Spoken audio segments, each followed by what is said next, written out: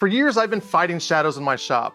I could buy more cheap fixtures, but I've already thrown away several inexpensive lights that stopped working. And really, that's been my experience with cheap LED lighting. 10 years ago, they seemed to last for years, but now LED fixtures seem to break down much quicker. So instead of buying another light, I want to learn how they work so that I can fix them, repair them, and upgrade them myself if something goes wrong. Today, we're going to build a giant COB LED lighting panel and see if I can get better control over the shadows in my work area. And yes, you are invited to this. Let's make things. When it comes to LED strips, there's really only two things that you need. The LED strips themselves and some way to power them. This guy is a little bit bigger than you'll probably need for something small. For me, it's actually still overkill, even though I'm doing something a little bit bigger. Besides this, we'll need a power cord to plug this in. Everything else is just figuring out how you want to mount the strips and shape the light. Because LED lights hate heat, and these things do get warm, you'll have to find a way to pull away that heat. The best method I've found are these aluminum channel tracks. The LED strips slide inside, and you have a diffuser panel that snaps over the top. If you have a low ceiling, you could probably get away with attaching the strips directly to it, though you'd still need to find somewhere to put the power supply. To make mine, I spent about $12 on these 1x2 furring strips. I'll be making a simple lattice frame using half joints, but honestly, you could use a piece of plywood. These LED strips weigh almost nothing, so you really don't need much structure to support them. So this is the core of everything you'll need. I'll have links to it all, besides the furring strips, in the description. I'll show you now how I make my lattice, but if you have absolutely no interest in building something like this, feel free to skip to the next chapter. You're not gonna hurt my feelings. This is my lattice system. It's 48 inches by 64 inches, and again, I'm using the cheapest wood that I could find. The way that I'm building this is by overlapping every piece with another piece. A lot of people try to calculate the spacing while also accounting for the thickness of the board, and I think that just really complicates things. Instead, I'm just gonna lay out my center marks. On my 48-inch side, I have 5 studs, so I'm gonna space them equally at 12 inches. So we'll start here at 12, 24, and 36 right there. Then on my 64-inch side, I have another 5 studs, so those will land at every 16 inches. 16, 32, and 48. Then we'll come back with this half lap jig. They're really easy to make, and I found the center of my stock, and this just slides right onto that line. There's a little pin here, press it in. Now I can move my arms forward, press it together, and then I'll just lock these down. Now for each of my marks, I'll place that pin on there, and then I'll draw my lines. This tells me exactly where I need to make my cuts, and of course I'm gonna have to cut in a little bit to account for that line that I drew.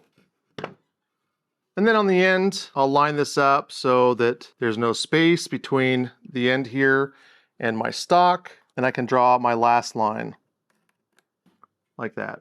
I'm lazy. I really wanted to gang these all up and make all my cuts at one time, but I am using furring strips, so that's not gonna work very well.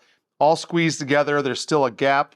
I can push this down. So I'm gonna go ahead and cut each one individually, but I've lined these all up so that I can draw lines across the top. So I can do each of these individually. Because this is a shop fixture, if you can gang yours up, I would highly recommend it.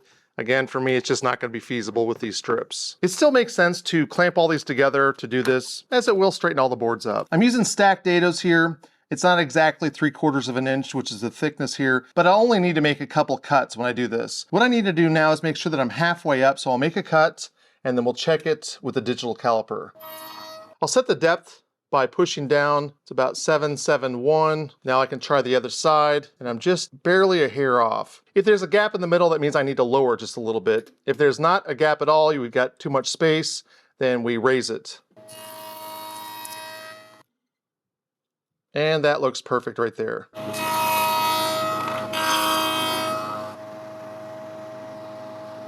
I've already gone ahead and attached the rest of these. I've just got 2 left, but it's really easy. I'm gonna add a little bit of glue on the inside of these.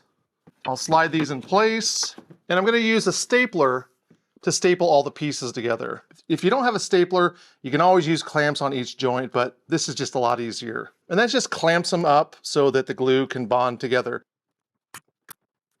I need to attach the aluminum tracks, so this is what it'll look like when I'm done drilling and screwing these in. I do need to point out that this does come with clips that you can attach on the bottom side on the frame, and then you just attach the tracks to that. But I really wanted the tracks to give it more structural strength. For the pieces that are hanging over, I did butt 4 pieces in, And this is so that I can add my wiring later on. Straight out of the package, you can see that it came with this little plug. Since I'm using a larger power supply with screw terminals, we're just gonna cut this off. But before we do, the LED strips have these little copper pads. There's a line right straight down the middle, and this is where it's meant to be cut, which gives you a starting point for the next strip. But instead of cutting right down the middle, I'm gonna cut off to the side so that the pads are intact, which will give me more contact area, which makes soldering a little easier. When I go to cut this later on, it's gonna mean that I'm gonna lose this little section here, but that's okay. I really wanna have a much better contact area. Now, there are solderless connectors you can use, but they're a little bulkier and more expensive. I'll leave links to those in the description if you wanna check them out. I've got 6 tracks in all, so I need to measure out 6 of these that will go inside the tracks. I've gotta cut this little section off right here, like I said. And there we go, 6 strips all together. Each of these strips is like one long sticker, but before we attach them, we need to make sure that we clean the tracks out. I've got some rubbing alcohol here, and we'll just use it to wipe the tracks down. That'll get any kind of fingerprints or grease or dust. It'll get all that off, so we have a good surface to attach these to. To attach the strips, I'm gonna peel off just a little section here, and I gave myself about an inch on either side. This will sit right on the top. Make sure that I'm centered. I'll lay this out straight, and then I'm just gonna pull back the backing and push as I go. That will help me make sure that everything is straight. A little burnishing, pressing down is also a good thing.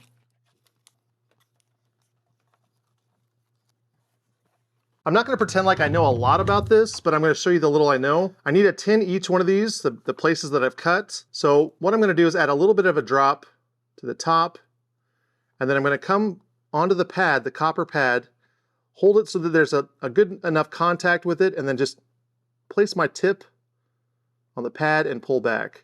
And I've already got that stuck. Again, get good contact and pull back like that. You want to make sure that you have a nice bubble when you're done so that we can add the wires later on. Before I add the wires, I was struggling to find a way to attach my switching power supply, but I'm going to show you how I did that now. I marked out my window for the fan on a scrap piece of 1/4-inch plywood before heading over to the drill press and drilling out the 4 corners, which I cleaned up with a coping saw. I carefully took off the top plate of the power supply and disconnected the fan. This all has to work when we're done. Next, I marked and drilled holes through the plywood at the drill press. I probably could have gotten away with just a couple holes, but I did 4 here. I added some hot glue. I was a little worried that it wasn't going to stick very well to the metal, but it did a pretty good job. Then it was just a matter of using the plywood as a template for the holes. I used number 6 machine screws with 2 nuts on each bolt jammed together. And then it was just a matter of putting everything back together. Now to attach this, I'm just going to drill 3 holes and screw this on. Just like the copper pads, our wiring is going to need to be tinned as well.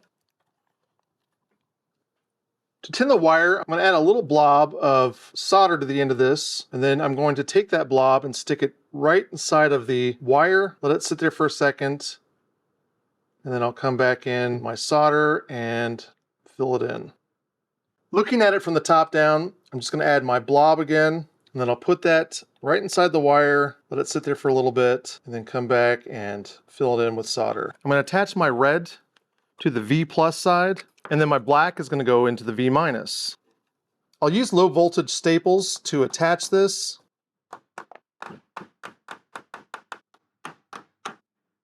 Now you can see my first track starts right here, and I want this to land right on my puddles, so I'm going to cut it off at those puddles. In order for this to work, we need to make sure that the red wire is going to be on the plus. Now here's a trick. You can flatten this a little bit, which makes it, I think, a little bit easier to attach it. We'll add a puddle and then just put them together. We'll give it a couple seconds to cool off, and that one's done. Now I can place this inside the track, and I don't have to worry about going around the edge. These are smooth.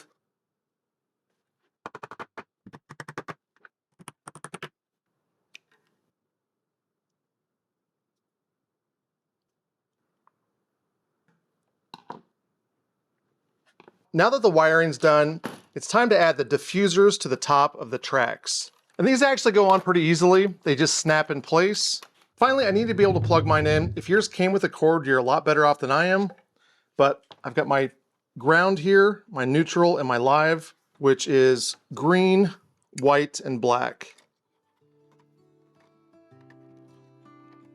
I've got everything else turned off, and let's see what this looks like. But the real test is, how does it look over the table saw? I've already installed this with my son. I kind of saved myself a little embarrassment putting this up, but this is what it looks like above my table saw. My light turns on over here, and there it is. This is what my camera would look like if I didn't have any other lights on.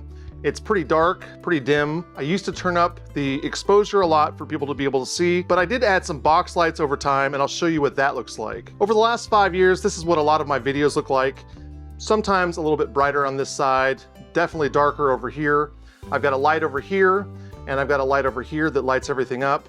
But now let me show you what it looks like when I turn the overhead lights on. And here we are with the LED lights. I like this because I don't get a lot of shadows from the light over here, and everything's just more spread out. I've got light on this side, I've got light over for my router table. It's much better as a woodworker. As someone who's trying to light something up for other people to see, that also is a benefit. I could have bought some cheap LED lights over the top, but I really think that this spreads out my light a lot better, and if there's ever a problem, I know how to fix it. One thing I don't like about this is that you can hear the fan running right now. And that's actually pretty loud, so in the future I'm gonna probably wanna find some way of fixing that. They do make other types of power supplies that don't use fans, but they're a little bit more expensive. Thank you so much for watching, and let me know what you think about all this. Is this something that you would build yourself in your own shop? I'd like to thank my patrons that keep this work going. If you'd like to be a patron yourself, I have a link in the description. And remember to keep making things.